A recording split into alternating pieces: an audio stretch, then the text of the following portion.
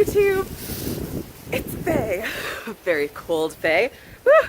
And I have just performed a repair on this overheating BMW, which like, I wish I had that problem right now. I am overcooling. Anyways, I shared a few photos on my Instagram story, and I got a lot of replies to the story in my DMs asking me, hey, like, how did you figure out how to diagnose that BMW without having access to the specific BMW software? And I definitely want to address this question and help you out and gain more than just like a couple dollars for doing this job. You'll make a video out of it, and someday I'll be monetized and it'll be great. But before I pretend to be some sort of authority on the subject, I just want to say that there is probably like an ignorance is bliss sort of situation going on here, because I don't know what amazing information I could get from having BMW diagnostic software.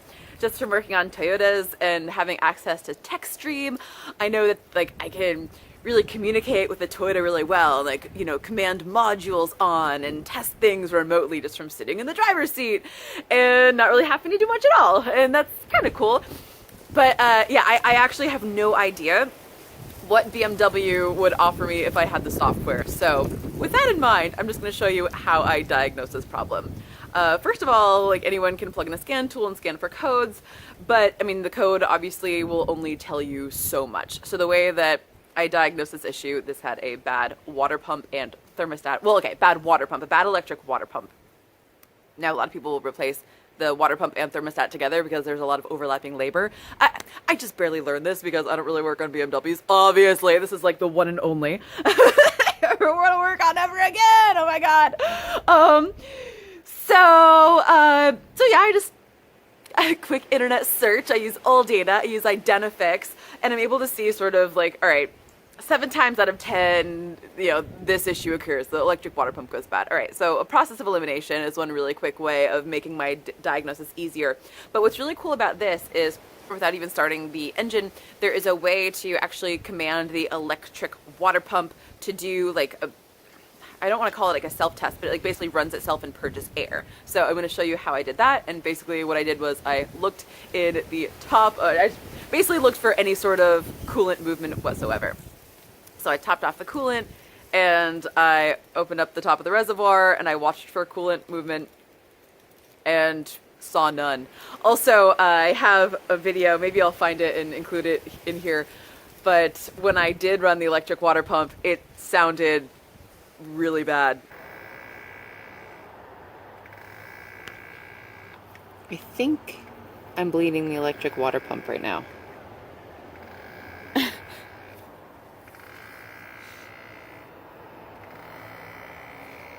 Can you hear it? And although it was my first time having experience with one, I've had enough experience with electronic components that I was like, that can't be how that is supposed to sound. So I will share that with you today, and hopefully this helps somebody, and then I'll be able to get out of the freaking cold and, I don't know, make myself some hot apple cider or something. All right, so here goes. Also, before doing any of this, I pressure tested the cooling system before I put the belly pan back on, because there were a lot of hoses involved in this job. Next, I'm going to put the key in the ignition. Hit the button once.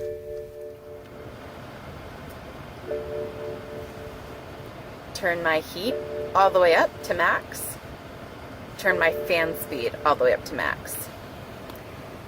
Now I'm going to hit the accelerator pedal for 10 seconds. And check that out. The water pump is cycling. This will run for about 12 minutes, but at varying speeds of the pump. So if it changes or starts making different noises or something like that, that's probably normal. Yeah. Oh, see? There just, it just did something.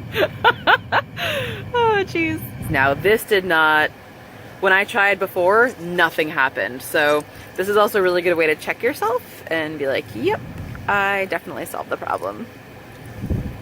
Also, one more thing that I noticed on this car, if it helps any of y'all to diagnose this, is that the fans, like the radiator fans, were running on high constantly, even though it was totally cold. So I was like, what's going on with that? It's almost like the car knew that something was wrong. But I mean, I don't know. Anyway, I'm not a BMW technician. I'm not going to pretend to be. Oh, funny video. Anyways, hope this helped any of y'all, and have a great day.